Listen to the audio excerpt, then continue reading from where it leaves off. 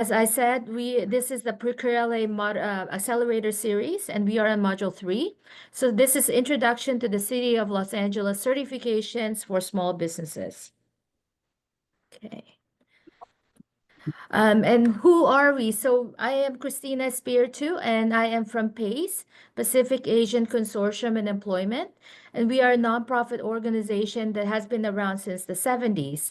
But our Business Development Center has been around since the mid-90s. And we have provided business training, technical assistance, one-on-one counseling, and access to capital to many, many entrepreneurs like you. And then in addition to that, we are an SBA microloan intermediary and a community advantage lender. So we are also at CDFI, which is a community development financial institution, a community development entity, and an official CalCap lender. And we also house an award-winning women's business center. So welcome, everyone. And just a little bit of background on this module series. So this is module 3. So module 1, we started with basically an introduction to navigating the LA government structure and contracting opportunities. And then last week, we unlocked the procurement opportunities within the RAMP LA portal. And this time, we're going to look at the certifications for small businesses in LA. So if you missed module 1 and 2, we do have those recording on our ProcureLA website that you can go to. And this one will be available as well after this. And then after this, we have 3 more modules that I would invite you to join.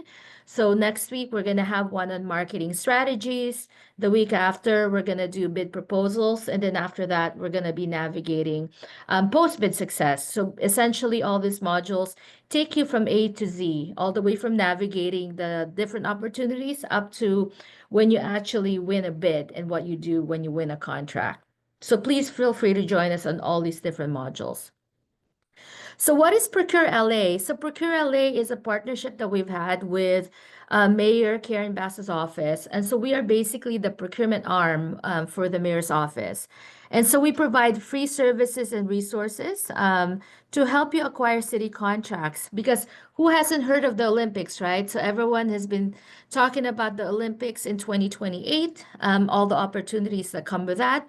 But before the Olympics, there are also some other things that are going on. So there will be the World Cup for all you soccer fans in 2026. And then there's also the NBA All-Stars in 2026 as well. And then there's a Super Bowl in 2027 before we do the Olympics in 2028. So you can just imagine the many, many contracting opportunities that are available in the next 4 years.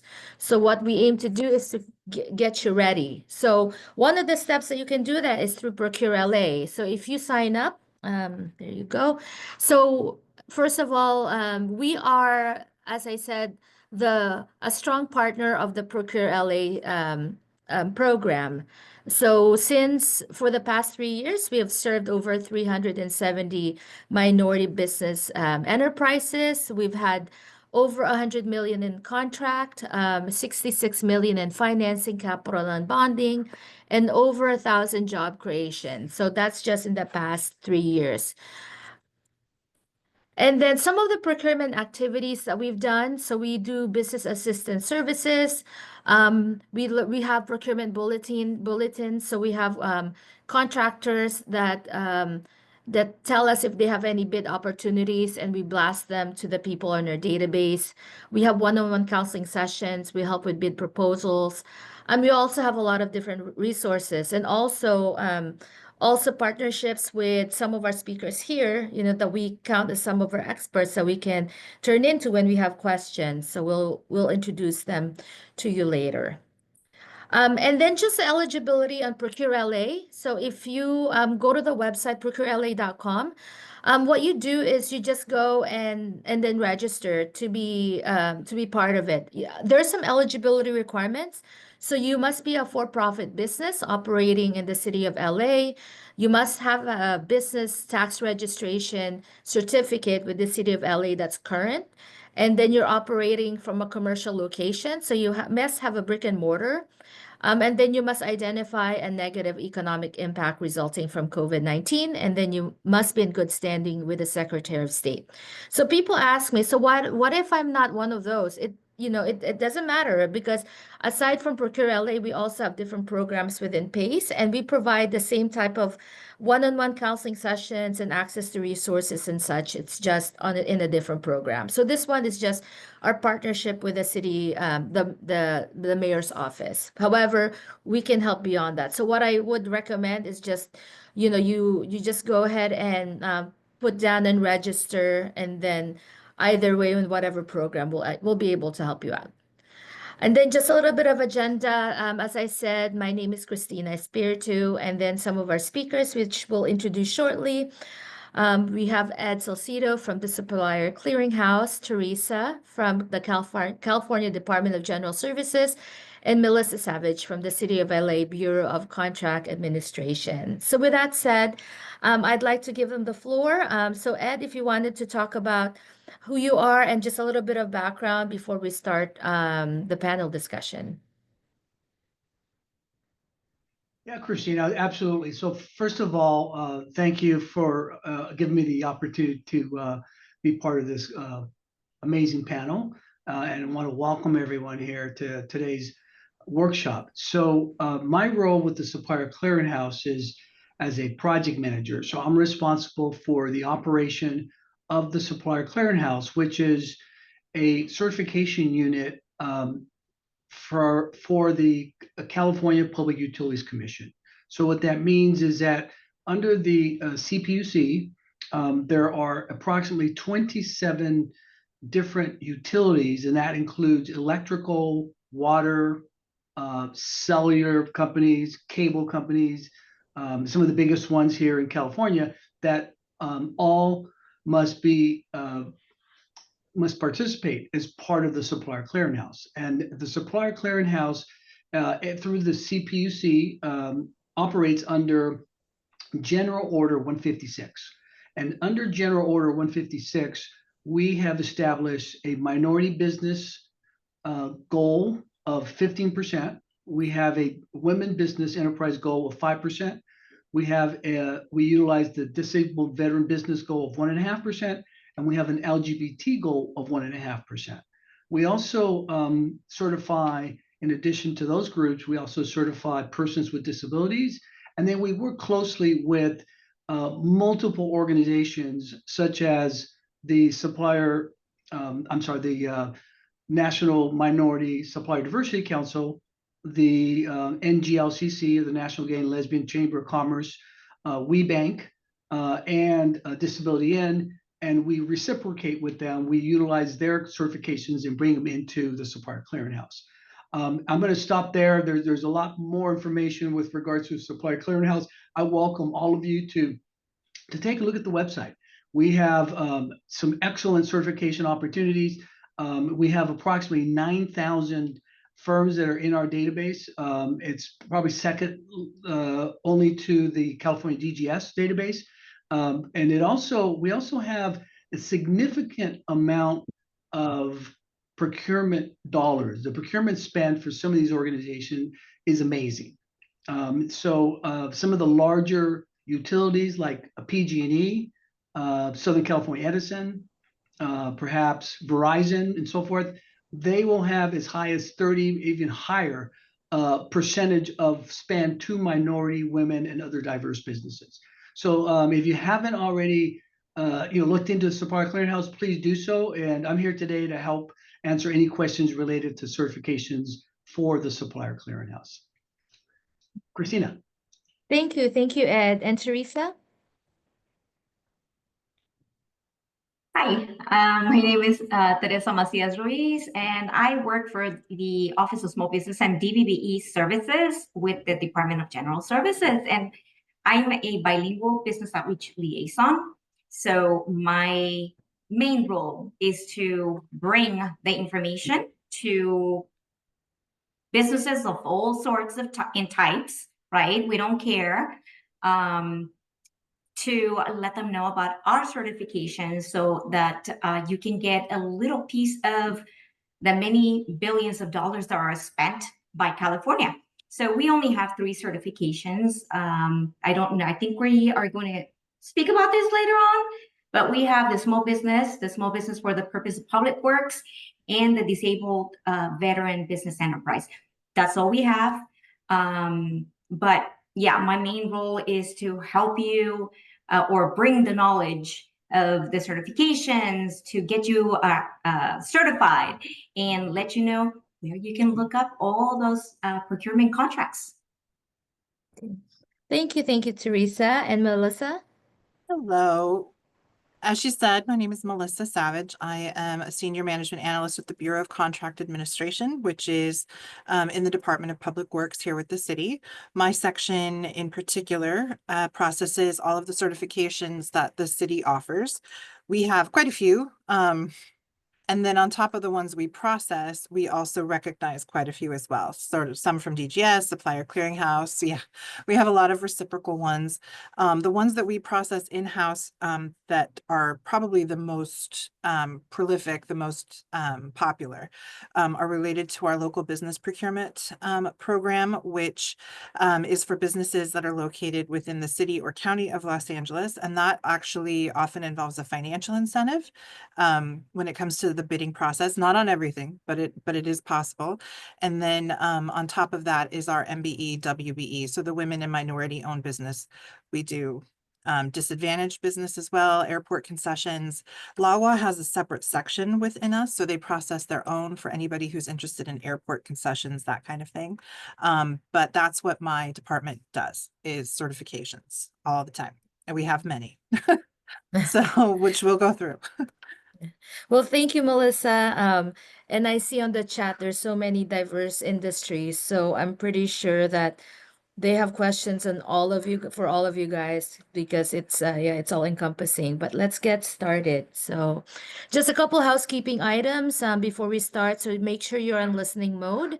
And then if you have any questions, so we will have, this is more of a panel discussion for about, I would say for about 45 to 50 minutes, and then we'll have time to do Q&A later on. So there are two ways to do put your questions. You can do it on the chat. However, it may get lost. So it a little bit easier would be if you use your Q&A function, then I can keep a better track of the questions that are coming in. But we will have a session in the end to respond to questions. And then, as I said, the webinar recordings are available after this. So I will give you a link for our e-library. So let's get started. So just an introduction. We've already given our introduction. So the way that we're going to have it is that this is going to be divided into three. We're going to talk about the benefits of certification, why you should get certified. Second, the eligibility requirements. And then the third one would be how to actually apply for them. Okay. So the first one would be the benefits. So people have asked me, you know, first of all, as I deal with many business owners, they say, why do I even need to get certified? Right? So because it does take time and resources to do so. So first is, how can certifications help a small business access some contract opportunities? So whoever wants to answer first. I can go. So in the case of the state of California, okay, DGS, we are the ones that help with the certifications. The state as a whole, and every department, and there's over 200 departments in the state of California, we have a mandate of 25% of all state spend to be awarded to certified small businesses, and 3% of that also to go to disabled veteran business enterprises. Just to put it into perspective, in fiscal year 22-23, because that's the last numbers that I have, the state spent over $16 billion. All right. We actually surpassed our 25% goal. It was a little bit over 25%. That's a lot of millions of dollars. Actually, it was a few $1 billion that went to certified small businesses. So that's just one of the incentives. Also, as a certified small businesses, the state has a 5% bid preference. So if you are competing against a non-certified business, then you can get a little bit of, say your business is it's trying to bid on a contract for $102,000, non-certified for $100,000. We take the 5% from the non-certified, 5,000, subtract it from the 102. Now your bid is 97, so now you're going to win it. So that's a benefit to you. We have reciprocity partners, as Melissa mentioned, that accept our certifications. There's a lot of stuff a lot of benefits that can, and you have us to help you do market research. So there's all kinds of stuff that you can get from being certified. But one of the biggest ones is that because of that 25% mandate, then, it's probably easier and hopefully easier for you to get something from there. And also there's another, all the state departments, there's another law that passed, and they're supposed to diversify, meaning they can't stick to buying from from the same businesses. They have to go and try to reach out and get businesses who haven't normally done business with them. We'll try to get them too. So lots of things.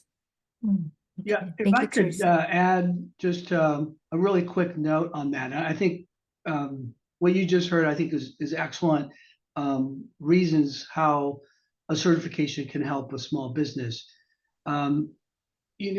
If I'm going to keep it very broad, the first thing you really have to do is really understand what certification you're pursuing and why, right? Because you may have a certification that is applicable for one market and may not be appropriate or applicable for other work you're pursuing. So one of the things I tell small businesses, and I happen to be a small business, is don't waste your time pursuing certifications if you're not working in that space, right? If you're not working in that market. That's very important to understand that. But once you have your certification, I think it's also important that don't rely on your certification as your value proposition, right? You don't want to show up and say, hey, I'm certified as a DVBE or I'm certified as a small business, et cetera, right? That's not the reason why a prime is going to pick you. That might be the hook, right? That might be the reason they're going to open the door and let you in and talk to you, right? But it has to be your differentiator, right? It has to be, the kicker to add to your sauce, if you will, right?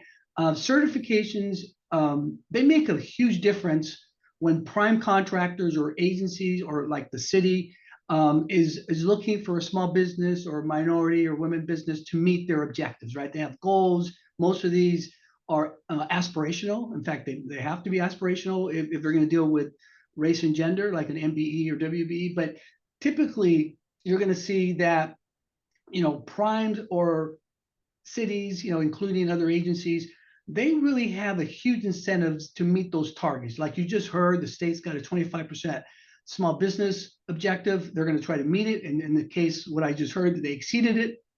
So that's going to get you in the door. That's going to get you, your certification is your ticket, right? So once you get in the door, it's up to you to show your value proposition, right? It's up to you to be able to, convince the prime contractor or the city that you can do the job. So it doesn't excuse you from being qualified. It doesn't excuse you from providing good services or good price, right? So I want you guys to all understand that. It's very important because you get a lot of great advantages by being certified. And you've heard some of them already. So I just wanted to emphasize that part of how your certification is going to help you access contract opportunities.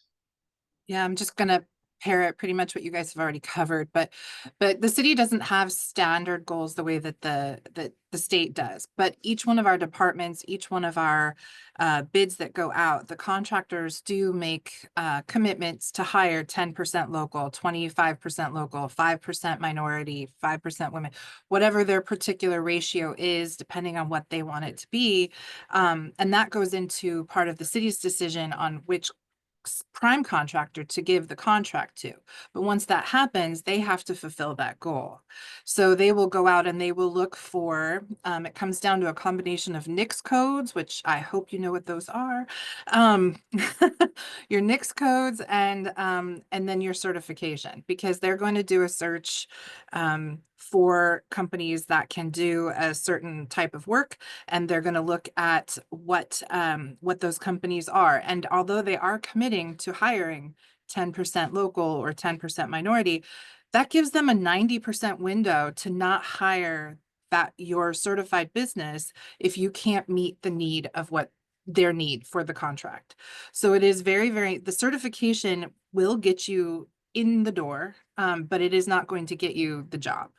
As far as the local, for us with local, there are benefits for prime contractors, because as you can imagine, there are many times when our prime contractors are not necessarily based in the county. You know, these are huge projects. They may not be here, but they get a financial incentive if they hire local subcontractors who have those local business licenses.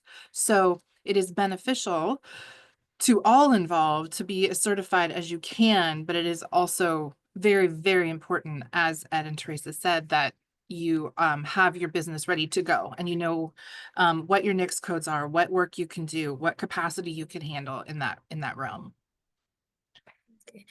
Well, and then as a follow-up question, you've all had mentioned some sort of goal percentage. So have you seen that goal increase over the years, decrease, remain the same?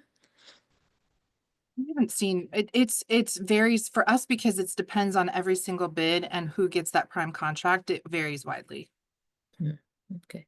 So if I could touch on that, Christina, you know, goals are, it's another, you know, just like certification, goals are very different, right? You can have an agency-wide goal, like the state has a statewide goal of 25%, but you can also have individual goals for contracts. Like in the DBE program, you're going to have to develop a goal based on the availability of, you know, we heard the term NAICS, and I saw the chat, a lot of people are talking about NAICS codes, right? So depending on the availability of those types of businesses in the marketplace for that particular organization, you're going to establish a goal, and it's going to be depending, again, availability. It could be, you know, high, it could be low. So those goals are going to vary. In terms of, you know, small business goals, those are based on, and I don't want to get too technical, but they're based on a rational basis, right? It's based on what makes sense. We want to increase the economic development of small businesses in the city of LA, right? We have a compelling reason to do so. So we're going to do a 15% goal. We're going to do whatever. So that has a less of a strictness, if you will, to establishing that goal as one that's based on race and gender, like a WBE or MBE or a DBE goal. So goals are going to vary. They're going to be all over the map. So really understand them. And sometimes you'll see a goal as low as 2%. Sometimes you'll see them as high as 30%, right? So it really depends on the nature of the work and the funding source.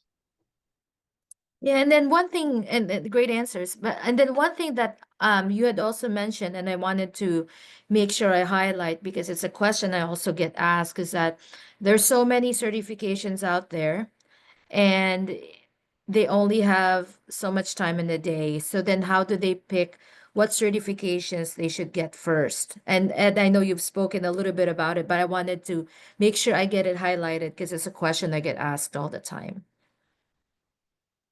Well, I think you have to choose your customer and then decide what certifications they require, no? Because you can have all the certifications in the world, but you know, sometimes I talk to businesses and they're like, I think I have yours. They have so many, they don't even know what they have. So you kind of you have to be selective, right? Choose targets and areas. Maybe, okay, well, this in this area, this company requires blah blah blah, or the city of LA requires this, or the county of LA, or the state. You know, just see where you're gonna work first, and then go from there. What certifications you're gonna need. Something that I recommend too is our bids are, we have a website, rampla.org. Write it down if you don't have it already. That is our procurement website. That is where you would create an account to apply for some of our certifications, and where they're reflected. It's also where all of our bids go. So you can look through some of the things that are out there that the city is currently looking for, and you can see what kind of certifications they're asking for, what NICS codes they're asking for, what other requirements they have. And it gives you an idea of how eligible or how ready you are to bid on these contracts, or maybe you might want to go back and, you know, get a certain license or get a certain certification that would open up a lot of these contracts to you. I know the Olympics are mentioned on here, but I'm going to throw out something that has taken over my life for the last week and a half, which is wildfire recovery. We have been searching desperately to try to help the Army Corps of Engineers and the federal government do remediation and hazmat removal. And so where do we go? We go and we look in our database and we see who has the NICS codes for hazmat referral. We go to the certification websites to see the union websites to see who has active licenses, and we reach out to them and we say, hey, if you want to participate in this, here's where you go to sign up. So without that information in there, if they're not putting themselves out there, if that information is not available in our database, we don't know who to tell, who has, what businesses to reach out to and say, hey, by the way, this company got the prime contract and they're desperately seeking a lot of subcontractors because there is a lot of hazardous material remediation that has to happen in the next few months. So, so I'm just so those are the things that you really have to know what your business is and what you're capable of, but also looking at what the contracts are to give you an idea of where you could find your niche. So Melissa, if that kind of contracting requires or contractor requires a license type, you can use Cali Procure to look by license type. Yeah. Yeah, so there's a lot of there's certain NICS codes that require certain licenses and certain types of certifications. And so those are the things that we're looking at when we are, usually there's a lot of time for bids and as the projects go on, but when something like the wildfires and trying to get people, all of that land cleared, those are things that are going to happen really fast. And the state, I just wanted to say the state doesn't use NAICS codes. We use UNSPSC codes, United Nations Standard Products and Services codes. Just to make life more difficult. Oh, sorry, but we can help with that too. Yes, and so we've had a lot of discussion on some sort of industry code, right? So whether it's a NICS code or the one that the state uses, but I guess the important thing to recognize is that you have to make sure that you categorize your company in the right industry code. So if you go to this is a shameless plug for Module 2. So Module 2, we actually had people from REMP LA who spoke in great detail about the NICS code and how to categorize it. So if you don't know where you fall into or you wanted to check, make sure you check that module. And yeah, just because now you see what the importance is with recognizing the NICS code. So, and with some of yeah. those certifications, I'm going to throw this out there. With some certification types, the NICS codes play in more than with others. So with MBE, with minority, women, disadvantaged, small business, the NICS codes are reviewed as a part of the certification process. For local, they're not looked at as closely, but they're still very, very important. So some of them you will have to provide proof that you have whatever contract or license that you, or business experience that you've had in order to be eligible for that NICS code. Christina, Okay. if I could just add just one last point on this maybe, and that is that, when you have a certain NAICS code, let's say, as an example, you do outreach work or you do document control work, just because you see a solicitation that has a NAICS code that deals with hazardous waste material removal or environmental services or whatever, don't exclude yourself from that opportunity, because many of those programs that have a primary NAICS code of like hazardous waste removal have other administrative requirements as well. And sometimes the organization, the city, the county, the state, they'll include many of those NAICS codes or the United Nations code. I always mess up the acronym, so my apologies, Teresa. But don't if they don't include your NAICS codes, don't think that you can't pursue it, because I see it all the time where I look at an opportunity and I say, oh, well, now I'm not an A&E firm, but I do outreach, I do document control, I do administrative, but project administration. So, think about that when you see those big procurements, about how you can participate in that program, even though that's not your primary NAICS code. Good point. So with that said, we've seen the benefits. So can you share any success stories of businesses that have leveraged their certifications? I would go ahead. I see Ed. Okay, great. I'm just going to really quick. I'm going to tell you, and like I think most of the panel members here, we've been doing this for a long time.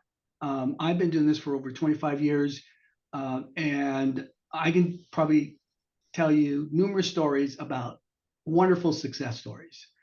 You know, just one or two off the top of my head, you know, we started helping this one individual who happened to be in the environmental services area. We got them certified.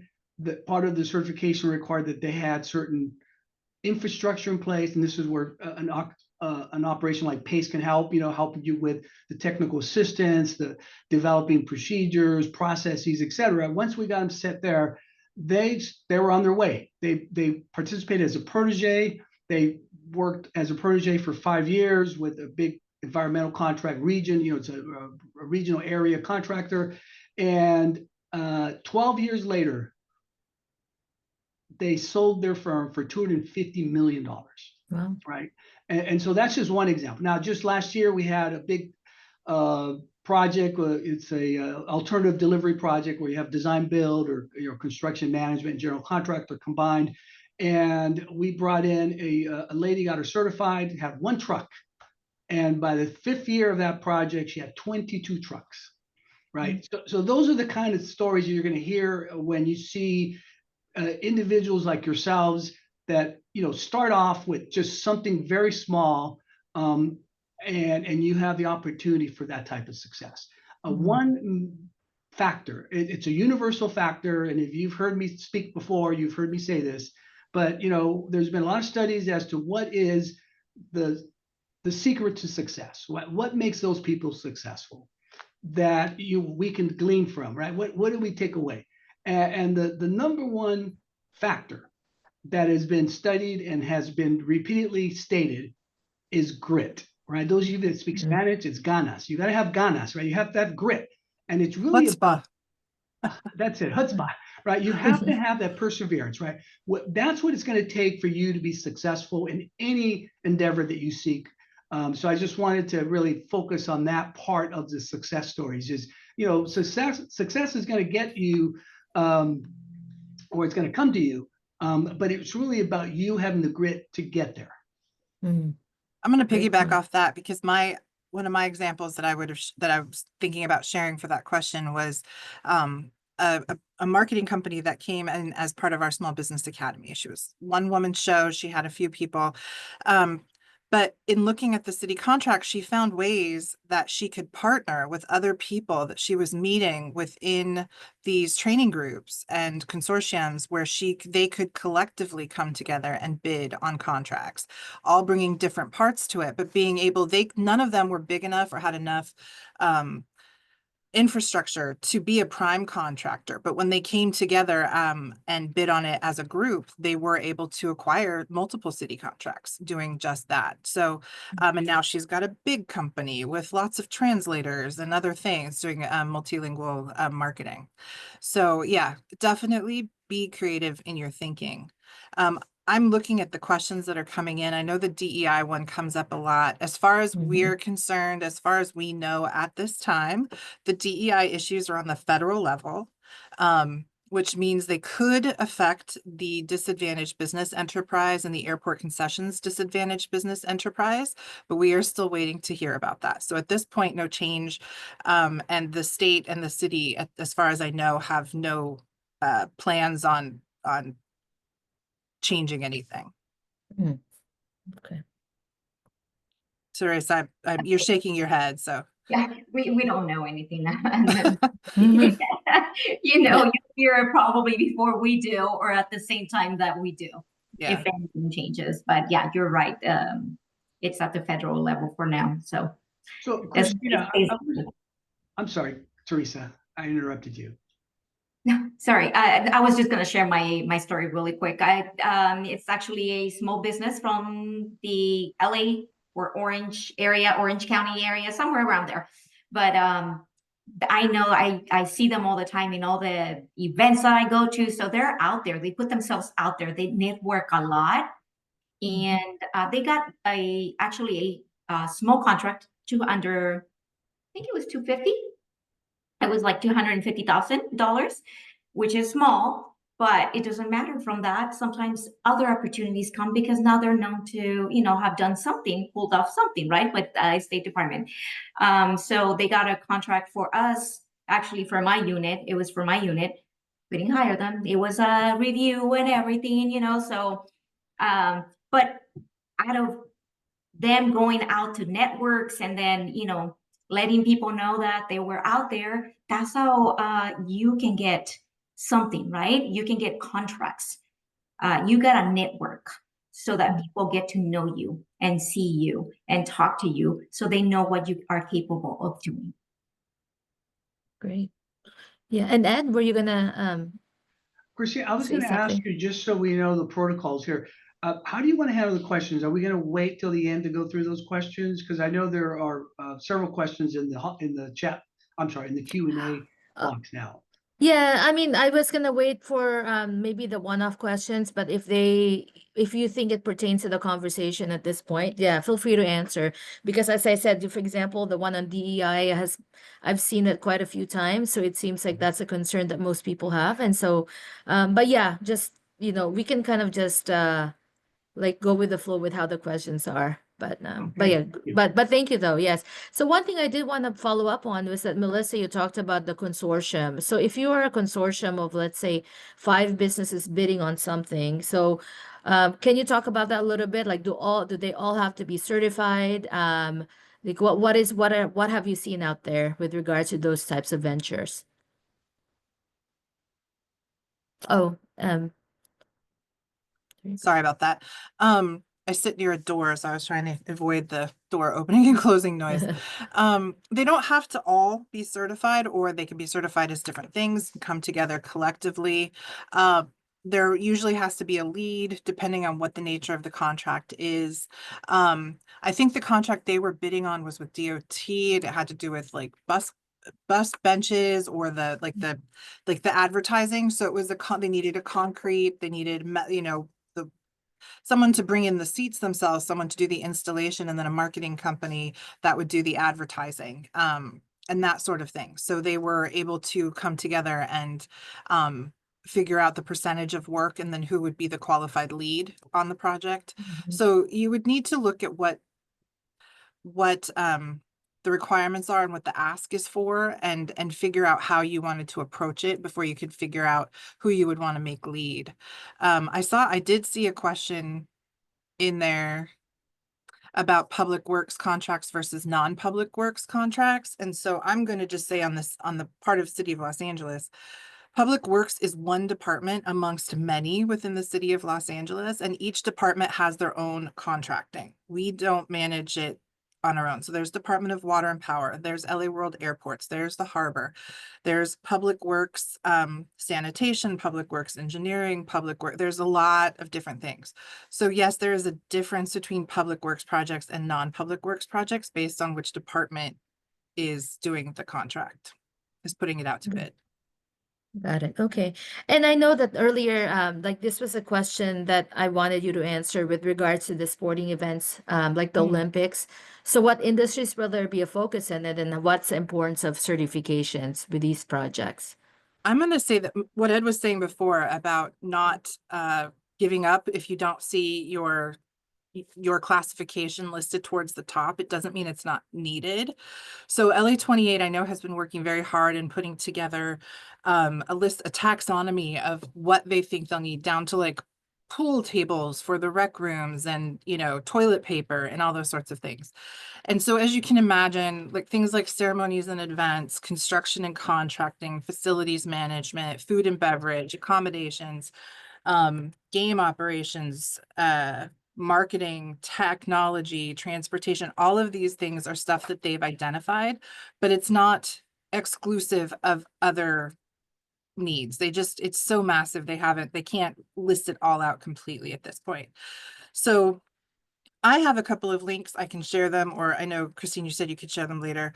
One is for Yes. businesses who don't have any certifications yet, who are interested in being notified about trainings or classes or workshops and stuff related to LA 28. The other one is for businesses who are a little more advanced, a little more ready to go, who are interested in hearing about these opportunities as they arise. So I can send those out or give them to you later, and people can sign up. And then as we get more information from them, we will continue to update people and help them get ready to bid on those contracts when they come up. Yeah, absolutely. Feel free to put it on the chat, and then As I mentioned earlier, what happens is after each module, I usually send out a follow-up email with the resources that our speakers and panelists will share with me. So if you don't catch it. Yeah, so now we know. Anything else on benefits? Because now we know that it's very beneficial, right? With all the different advantages of being certified and the different success stories. So before we, before we go on to the next slide, I just wanted to make sure I cover everything on benefits. Okay. Yeah, so now that we know that you have all these advantages, like now, are you eligible, right? So the next topic group is what are the key eligibility requirements for each type of certification? Or if you have a lot, just maybe mention one or two that would be key eligibility requirements. Want me to start since I'm already off mute? Yes, go for it. We break ours down by ownership, by location, and by size. So for location, that would be our local business preference program. So headquartered or the majority of your staff working within the County of Los Angeles. Ownership, you have to have 51% ownership, or the minority or woman that you are basing the certification on has to have 51% ownership of the business. They have to have whatever education or certification is required for that business. And then it comes down to just a lot of, we need to see the lease agreements, we need to see the tax documents to make sure you're under the thresholds. For small business, similar, we don't certify for small business enterprise specifically. What we have is a local small business that you can request with your local application, or we have what we call an SBE proprietary, which is a small business enterprise application that is specifically for our proprietary departments like water and power, airport, and harbor. But yeah, size, ownership, and location.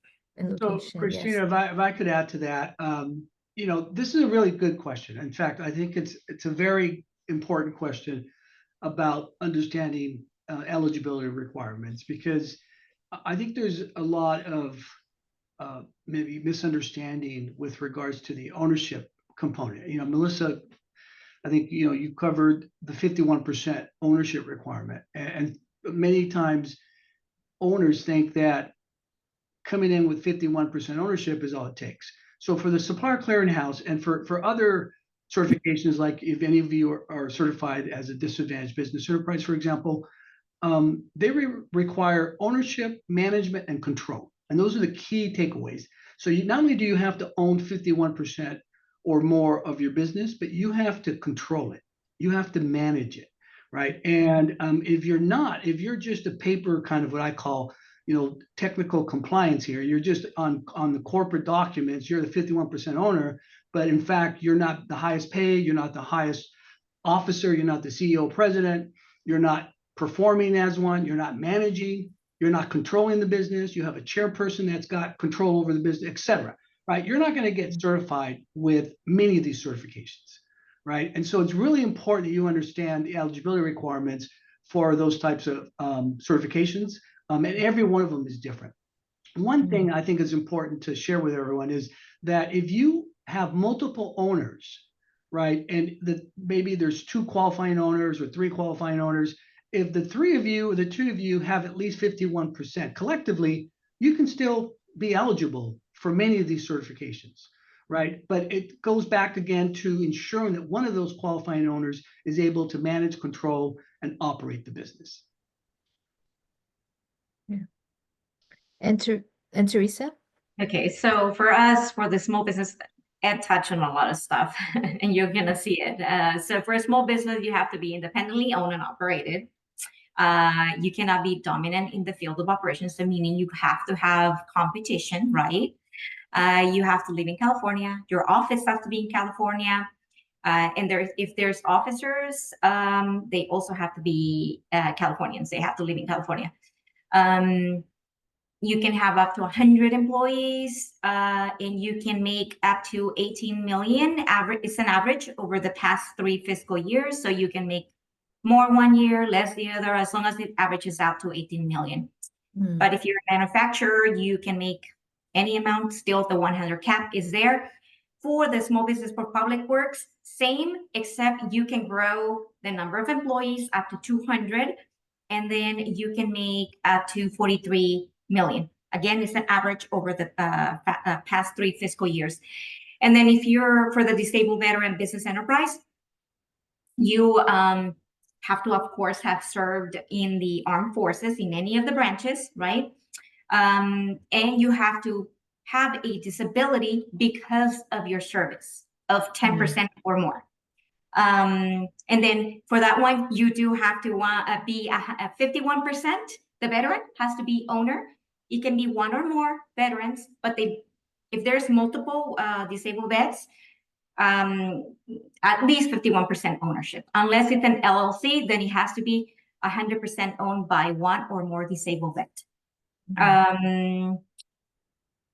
The veteran does have to live in California, but the main office can be headquartered anywhere in the US. And then again, it has to be managed and operated by a disabled vet, not necessarily the owner, but it does have to be managed and operated by one. And that's pretty much all the requirements. Yeah. And just and a couple of things I would like to ask, just because these are questions I usually get. So some common misconceptions. So for example, a small business, you've touched upon it a little bit, Teresa, but what really constitutes a small business, and then how do you determine whether you're a small business or not? It's So the can you- amount of the number of employees and the amount of money that you're making gross. Mhm. You know, Yeah, and then is there and then as I know, it's also dependent on the next code, right? On an industry. not for us. No, Oh, okay. no. There are some differentials, I think, between like construction versus personal services. There's a slightly different threshold on some of them. Right. I don't have it memorized which ones. Okay. So if I could add to that really quick, Christina, you know, you're right on, and this goes back again to understanding certification. So the state's SB certification has, as Teresa has explained, an annual revenue that's based on the past 3 years, right? I think it's 16 million now for a small business. And, It went up. 8 is going up. That's good. 18 Yes. million for a small business. Now, if you get certified with an organization like BART or LA Metro, for example, they're going to utilize the NAICS codes. So the size standards based on the SBA NAICS codes are going to determine your status as a small business. So, you know, you as a construction firm may be able to get up over 30 million in annual revenues. As a engineering firm, it might be 9 or 10 million, right? So it's really going to be indicative of your NAICS code. And that's why it's important to really understand the eligibility criteria for every certification you pursue. Right. I was going to add, can I just, I see something in here asking about being if you're outside of the city or the county. The city of Los Angeles only processes applications for people within the county of Los Angeles, but we reciprocate with DGS and with the Supplier Clearinghouse. And so if you have a certification, an M or a W or a DBE or whatever from those organizations, and you email us, we will accept it in lieu of our own. So you don't need to be located within the city or county of LA to bid on our projects, but you would only be eligible for the certification, the local certification, if you are. For the minority and women business owned certifications, you can apply through us if you're in the city or county, but you do not have to be here to do it. You can go through one of these other broader resources than just the city to get it. Okay, great. And so then what steps should a business owner take before they apply to make sure that they meet the requirements? I can go if you want. For us is look up our website, which I posted it earlier, the Cali Procure. It has a list of documents that you need, and I highly suggest that you look at that. You have them ready in electronic form. It will make your process so much faster, and you'll be able to do it in one go. There's people that have gotten the registration in 30 minutes, as quickly as that, and they have gotten auto approved.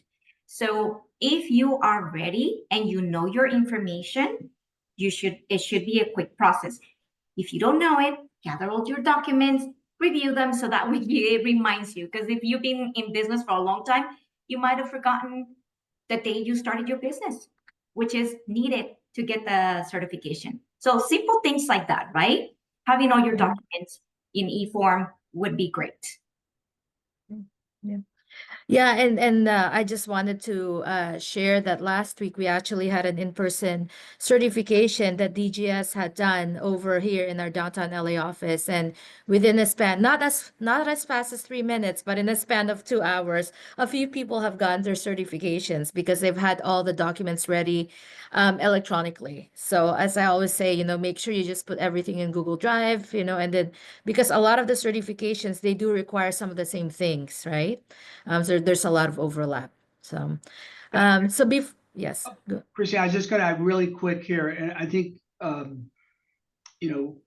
both Teresa and Melissa nailed it in terms of getting ready, get your documents ready. But also I want to emphasize this because certification processes, you can be denied, right?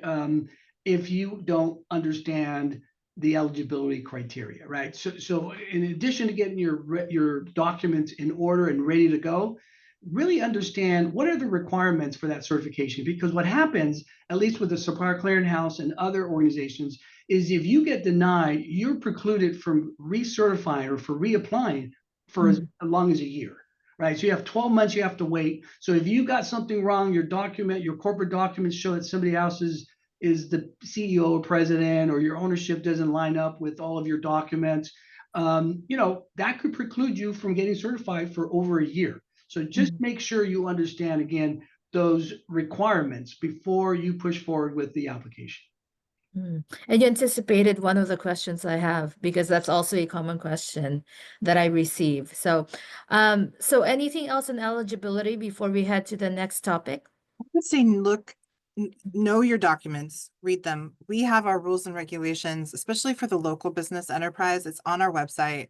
I think the biggest mistakes I see are people who don't understand their lease agreements, who don't have addendums to their lease agreements that they need, who don't understand that they're telling us they're subleasing a space and they're holding on to a lease that says you can't sublease space. Look yourself up, look at the Secretary of State website, look up your BTRC for the city of LA. You have to be in good standing on all of your tax data. Look at your addresses. When it comes to the local ones, the ones that are based on your location, your addresses have to match. You can't use PO boxes. You can't use WeWork spaces. They have to be real addresses, and they have to be the same across the board. We do allow for home-based businesses. I saw that somewhere that we didn't, but we do. But it has to be a business that you can actually run out of your home. Like, I'm guessing your auto shops, not really. We get a lot of really strange applications.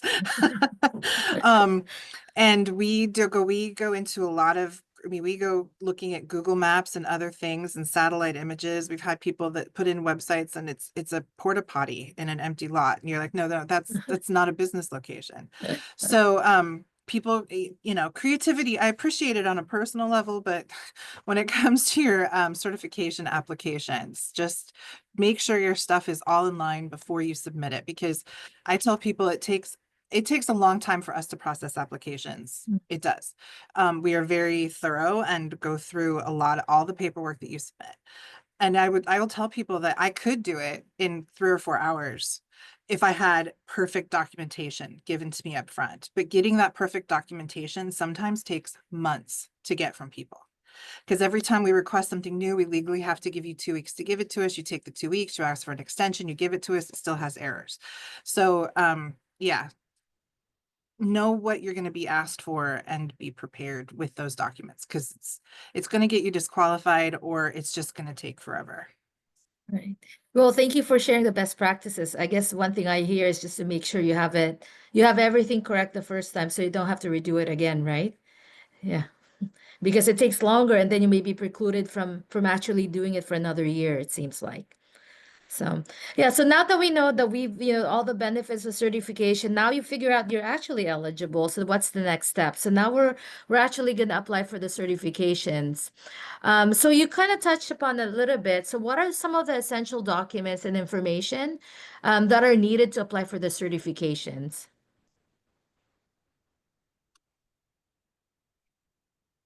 So I'm And happy to just go with regards to the supplier clearinghouse. And even within the supplier clearinghouse, the documents can be different depending on the type of certification you're pursuing and the type of business formation you have. So corporation versus perhaps, an LLC or a sole proprietorship. So, but I think some of the key essential documents are going to be, the tax return. Federal tax returns are typically always required, especially when there is a size standard to look at the revenue, but it's also determining ownership and making sure that you in fact are the true owner and paying your taxes, right? Evidence of capital contributions, for example, bank cards or they used to have signature cards. Now I think that's a bank letter many times. Resumes to show that you have the requisite experience and expertise in the field that you are trying to get certified in. We see a lot of this where an individual, 51% owner is a real estate agent. And all of a sudden they say they're going to be running, a business entirely different from that. However, their spouse is an expert in that field, right? And so you see a lot of that, right? So you just make sure that you are qualified by, looking at resumes. We look at corporate documents. These are typically your incorporation documents, articles of incorporations, operating agreements, etc. I think it was mentioned here that we look at the statement of information for the state, with the Secretary of State. We want to make sure that everything you're telling us jives with that. So we're going to be looking at that as well. There's other documents that are associated with that. For LGBT individuals, we look to various LGBT type organizations, and if we can get a letter from them that you belong to their group, or a letter from individuals that can provide some type of testimonial that you are in fact an LGBT individual. We'll utilize that. For minorities and to stay with minorities, we want to make sure that we can either through a birth certificate, typically either your birth certificate or your parents or even grandparents' birth certificates, that we can have some evidence that you are in fact a minority, right? And so forth. So those are the type, I'll stop there, but those are the types of documents that we're looking at, depending on the type of certification you're pursuing. The supplier clearinghouse does not have a size limit on your size of your business. So you could be like one of you today on this call could be a one-person shop. You could be a one-person shop, and somebody else could be, I'll give you an example. Magic Johnson owns a company that's certified with the supplier clearinghouse. He's a multi-millionaire, right? He's certified because of his minority status, right? So for us, there's no size standard on certification, unlike many of these small business programs that do require size standards on both personal net worth and the size of their company. Okay. I'm going to add in there to the documents about race in particular, because this comes up a lot. We will also accept letters from professional groups, personal groups, religious groups, because someone just wrote birth certificates and pass notes do not indicate ethnicity, and that is very much the case. So older ones do. So if the person is older, or if they have their parents' birth certificates that says that they're Black or Hispanic or whatever, those we will accept. The other, I had someone in another meeting, it was actually an African-American group, and he said, it is very weird for me as a obviously Black man to try to prove to you that I am Black, like document wise. And we would have taken a letter from the organization that I was speaking with that day as proof that he is a part of that community.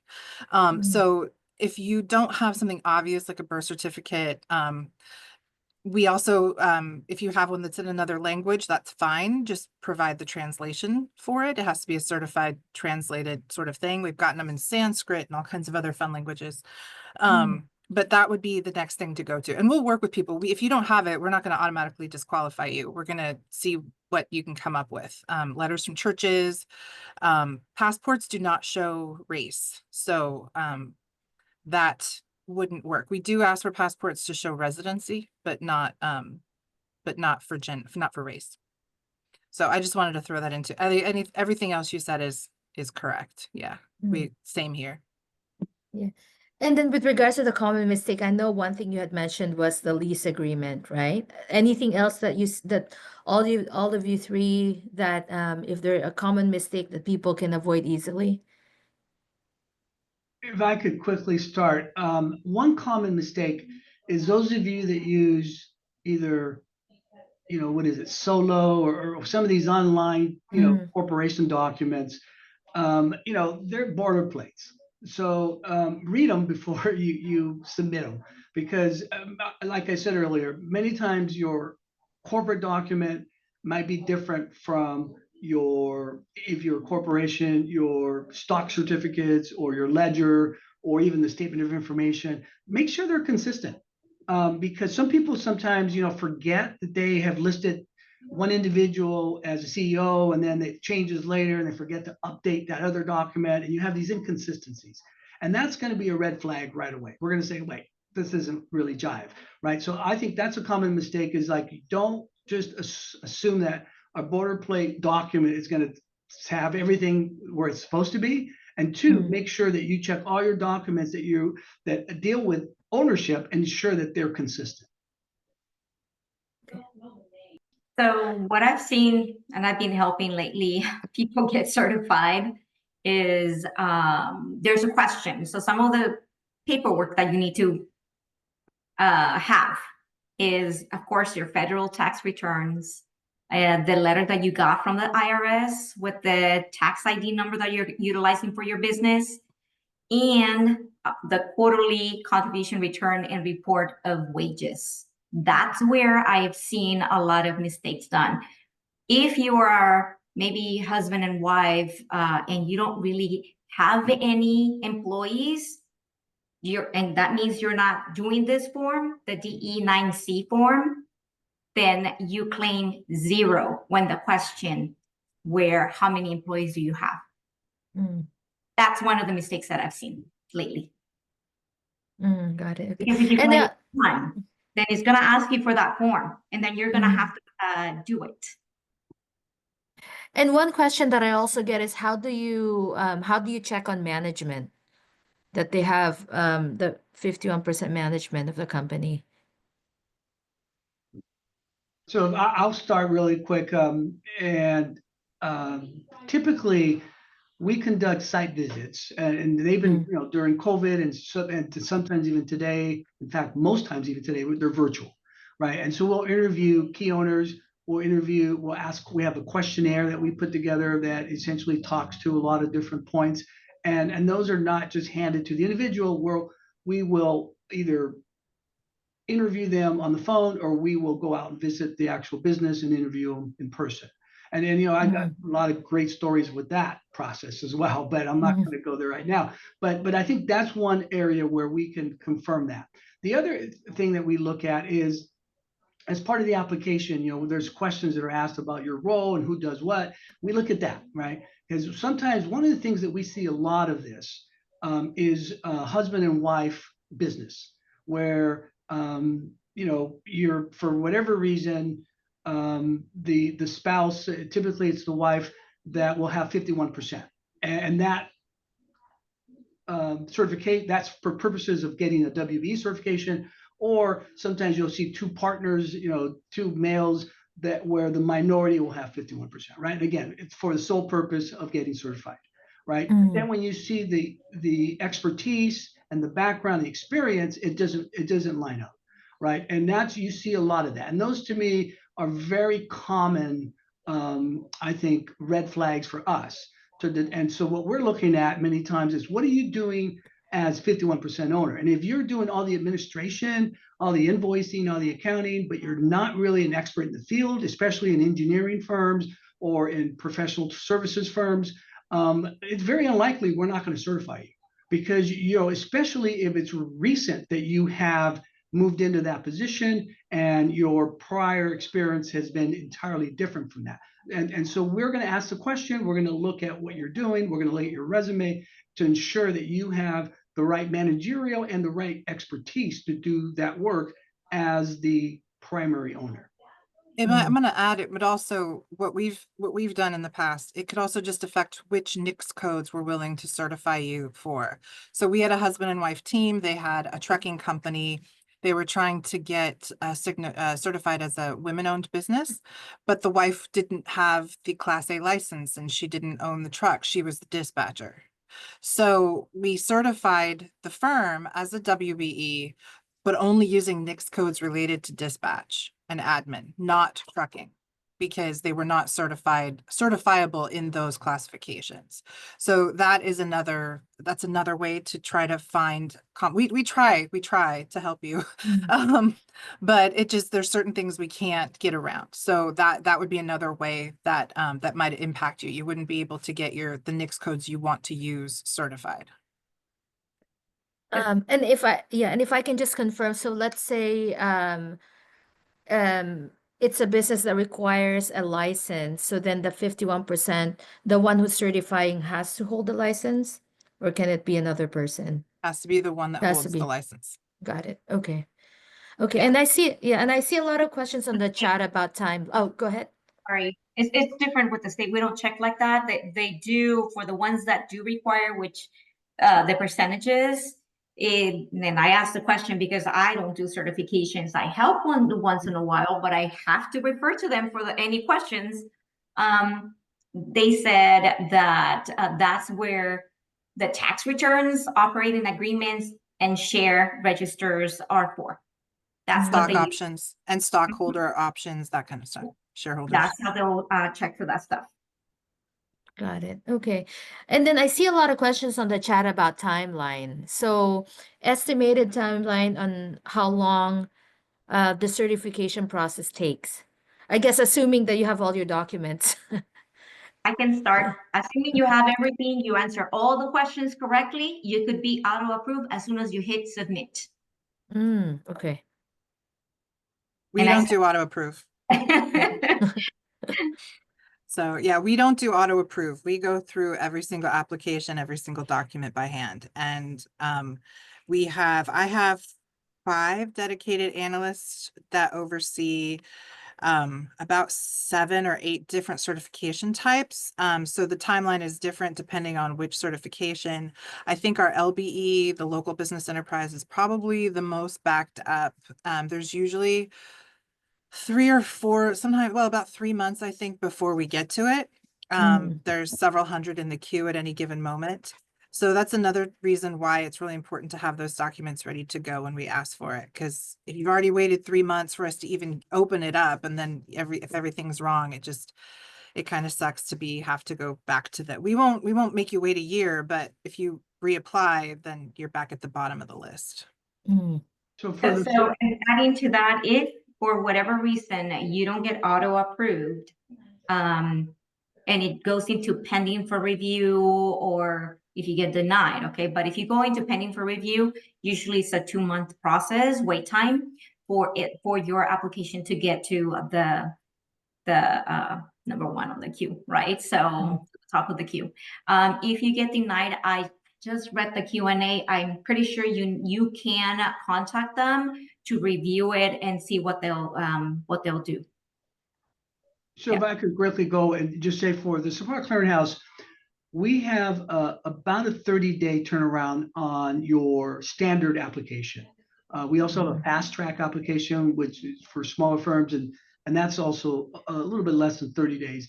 We do have reciprocal, we call them comparable agency verification, or CAVs, applications. So if you're already certified with WeBank or NMSDC or NGLCC or Disability N, and you bring that certification to us, we can certify you in less than 3 days. The average is actually 1 day, but we have to, our policy is less than 3 days. And those are really fast. But as everyone here has said on the panel, you have to have all your documents in order first, right? But once they're in order, then we can start the process. Yeah. And is there an ability to expedite certain certifications? And the reason why I asked was that in the certification workshop last week, there was a guy who needed to bid on something and he was due in 30 days. And so then they made a note of his certification so they can actually help expedite it. So is there some sort of process like that? And that was for DGS. Yeah, Oh. similar to, yeah, that was for California. But is there something similar for Supplier Clearinghouse or the city? For us, yeah. So for us, because it's all the different city departments are the ones who are actually putting out the bids. We actually have a couple of analysts that are dedicated to specific departments, namely DWP, because that's usually the one that this ends up affecting, where they're bidding on something that is part of the local business preference program. And so they've submitted for it.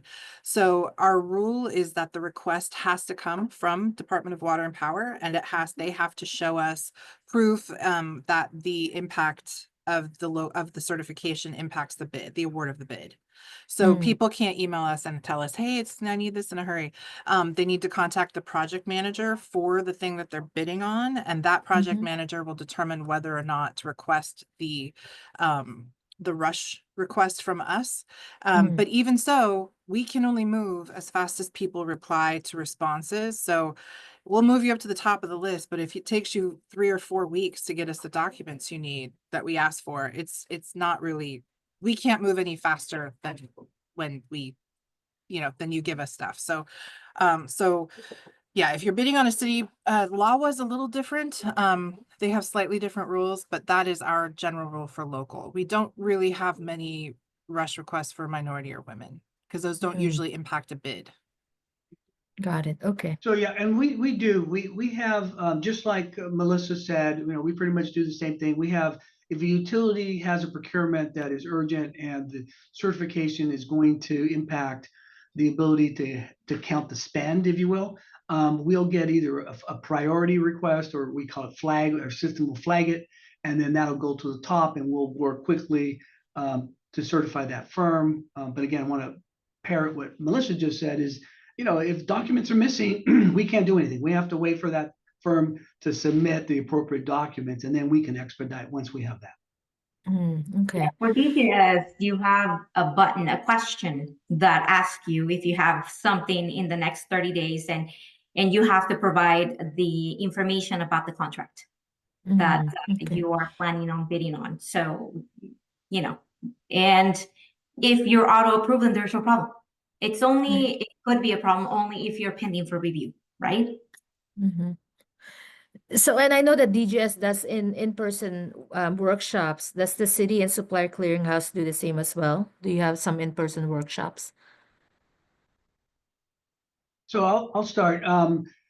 We do. We have the Supplier Clearinghouse is under contract required to do a minimum of 12 events a year, and we typically support sponsored agencies. So like we'll work with SoCal Edison, SoCal Gas. We do a lot of work in Downey. We go out we're in downtown LA. We'll go to SoCal Gas's facilities and present there. We also do a small diverse business expo twice a year, typically one in Northern California, one in Southern California.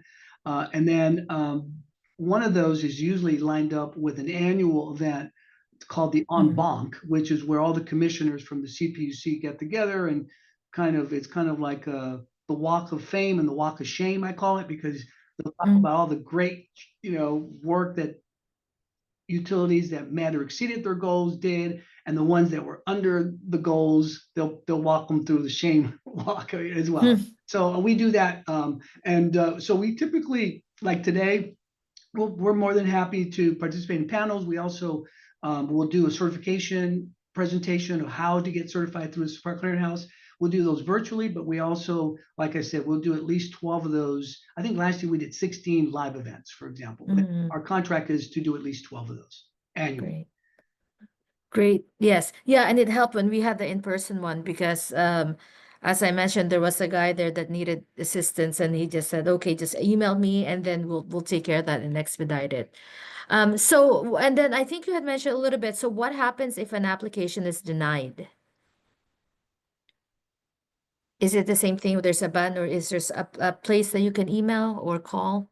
So I'll just quickly describe the supplier clearinghouse.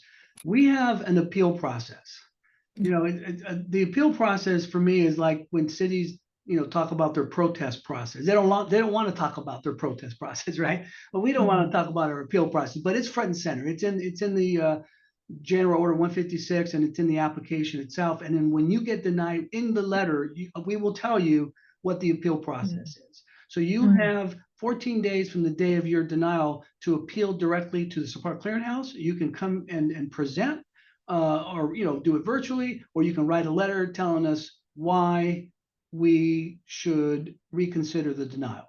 If we deny you after you appeal to us, you have a formal appeal opportunity going directly to an administrative law judge with the CPUC, which is sort of like a mini hearing. So you better hire an attorney if you want to go there. And then we will basically go toe to toe with the business. And I'm joking. It is a hearing. It is a very formal hearing, and it includes everything from legal briefs to you know, oral argument, etc. So you know, we do have a very formal process for the appeal process. I see. And then how long do the renewals usually take? How long does what is the duration of the certifications? How often do you have to renew them? Okay, so I can go start. ahead. Sorry. I'm posting in case if a business gets denied, there is an email or a phone number that they can call. And the certification is good for 2 years. You'll get an email saying that your certification is about to expire 3 months before the expiration date. So it gives you ample time to gather again the paperwork that you need, which is not going to be the same as when you first applied, right? It's going to be refreshing some of the documents, I guess you can say, and maybe updating the tax information for whatever years. You know.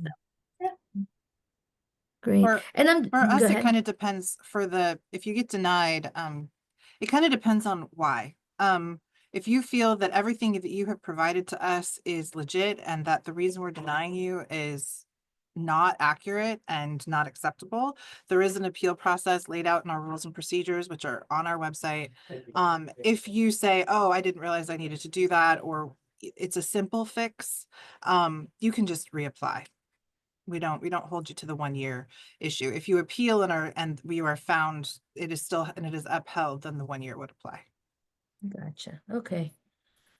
And I'm just answering some of the questions. I'm looking at some of the questions on the chat now. The other one question was, can you be a nonprofit and get certified? We have one certification for nonprofits. It's Okay. called a local transitional enterprise. So for the supplier clearinghouse, unlike for example, the DB program and others where you have to be a for-profit business, we do allow nonprofits to get certified. It's a little tricky because what we look at with a nonprofit is the composition of the board. So if your board is a majority minority or a majority women, right, you can get certified as an MBE nonprofit, for example.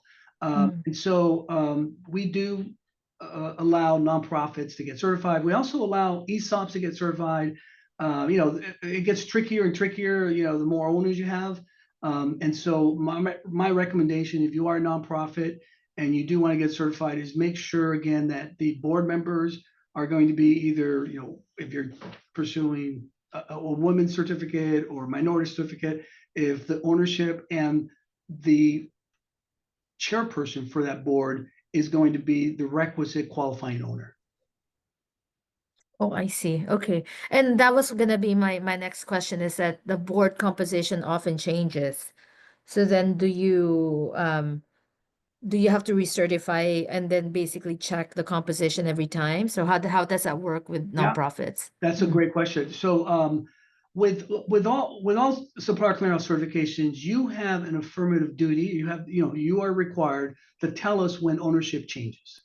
So if ownership changes that may impact your certification, in fact, if any ownership changes, you're required to tell us within 30 days, right? And we have the right to remove your certification if you do not comply with those requirements. We have an affidavit that you sign at the time you submit your application for certification that essentially tells us that if we catch you lying, if you don't do what you're supposed to, et cetera, we have the right to remove your certification. And so that's sort of the requirement for us. So for the state, we don't have a certification for nonprofits, but we have a recognition as a nonprofit. Yeah, no certification, recognition. And what are the benefits? What are the different? With the state. Gotcha. Okay. They can do work with the state. Got it. Okay. So, and I'm looking at some of the questions. Yeah, so a lot of the questions also refer to the slides. So yes, I'll provide the slides after this along with the recording. And then we will provide the contact information. And I'm just looking through the questions. I think we've answered most of them. And if you guys see anything else on the chat. I'm looking at one. we Someone's answered. asking about the Okay. SBE Metro and if they have to go through the same process for this. Well, they say ProcureLA, but I think you mean City of LA. I put a link in the chat and about with our website, the bca.lacity.gov. If you scroll down to the bottom of that, there's a link to a PDF that shows our interagency exchange. So it'll have, like, for the SBE Metro, like you're asking about, you would be eligible for an SBE proprietary.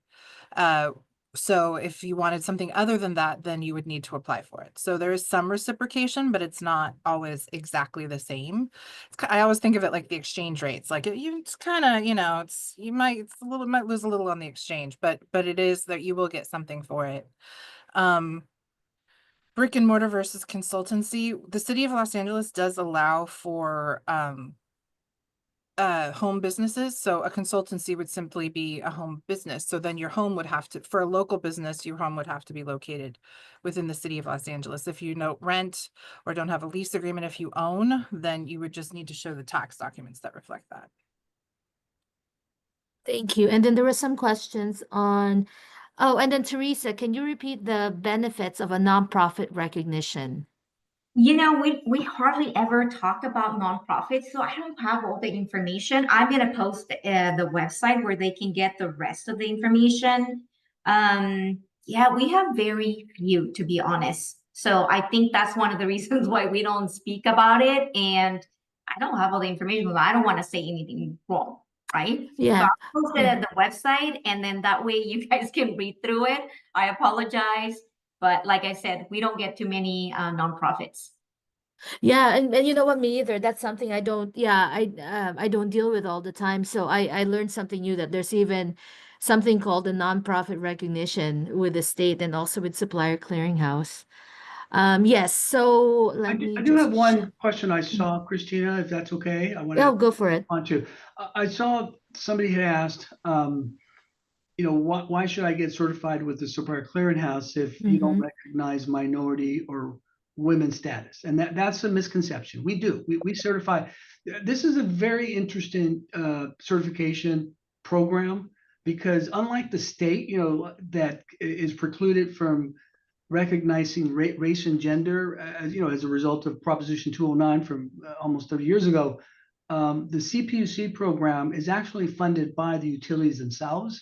And we do recognize minority and women businesses. We do have goals for both minority and women businesses.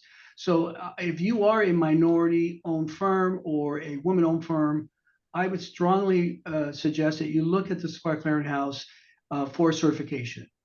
There's some wonderful opportunities there. Remember, though, that you're working primarily with investor-owned utilities and private organizations. So a lot of these full and open competition and a lot of these rules that apply to governmental agencies don't apply to the utilities. So it is more of a relationship, and networking sort of environment. And it's very important to really reach out to SoCal Edison, SoCal Gas, PG&E, et cetera, and really focus on trying to do business with those. But once you get in with one of those organizations, you are really in a good place, and the opportunities you have for contracting is really, superior. It really is. You have so many opportunities because, they spend billions of dollars. And I mean, we heard 14 billion, and I think the utilities in this supplier clearinghouse, their buying power is over that. It's probably closer to 20 billion. And if you look at, think about PG&E, how big they are. They spend close to $4 billion on just minority and women-owned spend alone, right? So these are great opportunities for minority and women-owned businesses. Great. Well, thank you so much. I think we've answered. I see a couple of things in here. Can I answer really quickly? Oh, yes, please. So someone said his ownership is 51% in LA County. Do we qualify for local? No. For local business, it has to do with the location of the headquarters, whether it's a brick and mortar storefront or a home business, the headquarters have to be in Los Angeles County, or if you're located outside of Los Angeles County, forgive me, much like Teresa, I don't have it all completely memorized, but the majority of your staff have to do the majority of their work at your office that is located within Los Angeles County. And for that's where you start getting into DE 9Cs and payroll reports and those sorts of things to show that those people are working from that location. And then someone else asked a very specific question about hazardous abatement and who to contact. So for anybody out there who is involved in construction, I will tell you that the Army Corps of Engineers is running the show when it comes to phase 1 and phase 2 of the wildfire remediation. And they have contracted as a prime to ECC.net. That's E as in Edward, C as in Charles, C as in Charles.net. It's a multinational corporation, and they are very much looking for local subcontractors. So you would go to their website and you would fill out their subcontractor portal if you are interested in getting involved and are licensed and certified and contract to do that sort of work. That's where you would go, ECC.net. Great. Well, thank you so much. And let me just pull out the few slides.